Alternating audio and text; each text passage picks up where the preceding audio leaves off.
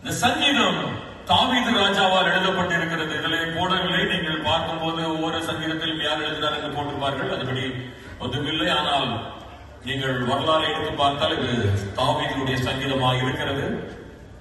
எப்படி இந்த சங்கீதத்தை அவர் எழுதியிருக்கிறார்? இதை மூன்று பார்த்தா நம்ம எடுத்துக்கலாம்.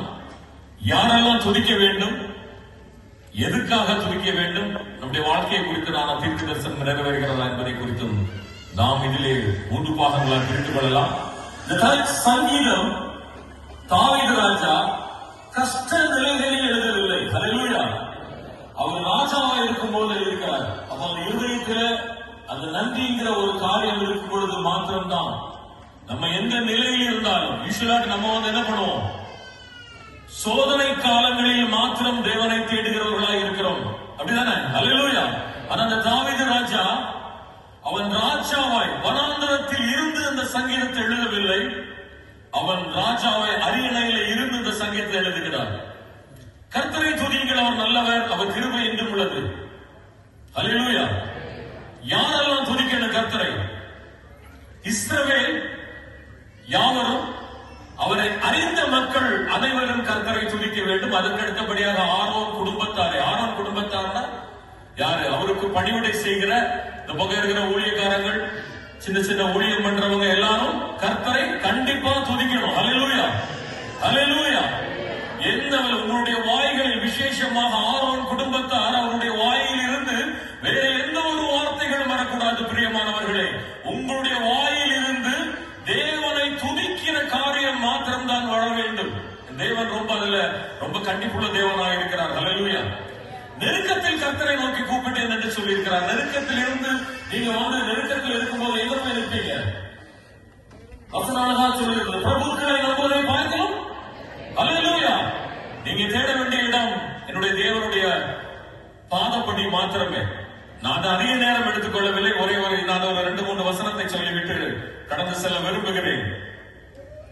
எல்லா ஜாதியாரும் என்னை வளர்ந்து கொள்கிறார் என்று தாவீது ராஜா புலம்புகிறார். புலம்புவது எங்க? ஒரு ராஜாவா இருக்கும் பொழுது. ஏன்னா அவர் கடந்து வந்த பாதைகள் எப்படி, சவுல் எப்படி அவரை துரத்திட்டு வந்தான் எல்லாருக்கும் தெரியும். வரலாறு எல்லாருக்கும் தெரியும். ஹல்லேலூயா. ஆனாலும் அவர்கிட்ட எல்லாமே இருந்தது. அவர் பெரிய ஆம்சன் எல்லாமே இருக்கும். போர் தளவாடங்கள் இருக்கு, ராணுவ வீரர்கள் எல்லாமே இருக்கும். ஆனால் அவர் நம்புறது யாரை மாத்திரம்?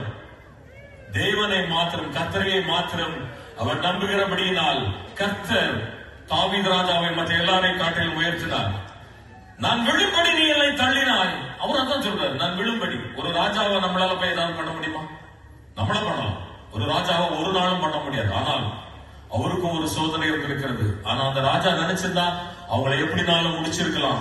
ஆனால் அவர் நம்புறது கர்த்தரை மாத்திரமே. கர்த்தர் 18வது வசனத்தை நான் கடந்து போக விரும்புகிறேன். கர்த்தர் என்னை வெகுவாய் கண்டித்தும் என்னை சாவுக்கு ஒப்பு கொடுக்கவில்லை. ஹல்லேலூயா.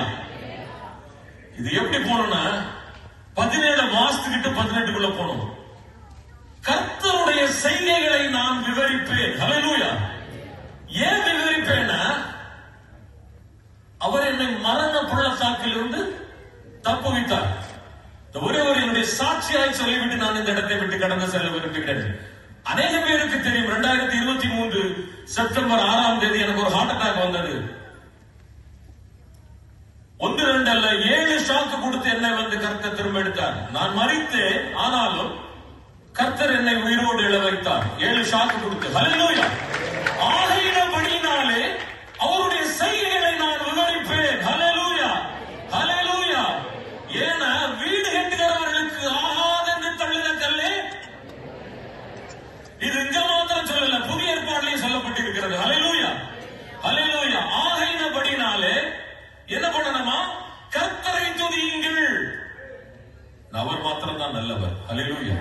கர்த்தரை துதியுங்கள், பிரபுக்களை அல்ல, உங்கள் மேலதிகாரிகளை அல்ல. எனக்கு அன்பானவர்களே, நீங்கள் துதிக்க வேண்டியது என்னுடைய தேவாதி தேவனை மாத்திரமே. அவர் மாத்திரம்தான் உங்கள் கண்ணீரை துடைக்க முடியும். அவர் மாத்திரம்தான் உங்கள் கவலைகளை முடிக்க முடியும். அவர் மாத்திரம்தான் உங்கள் வேதனைகளை முறியடிப்பார். பிரியமானவர்களே, உங்களை இந்த பின்னாடி இருந்து இந்த முன்னாடி கொண்டு வருவதற்கு என் தேவனால் மாத்திரமே முடியும். உலகத்தால் உங்களை குறித்து தள்ளி தள்ளி பேசலாம், புறம் பேசலாம், அதை இதை என்று சொல்லிக் கொள்ளலாம். ஒன்று நாளும் கவலைப்படாதீர்கள். வேதம் தெளிவாய்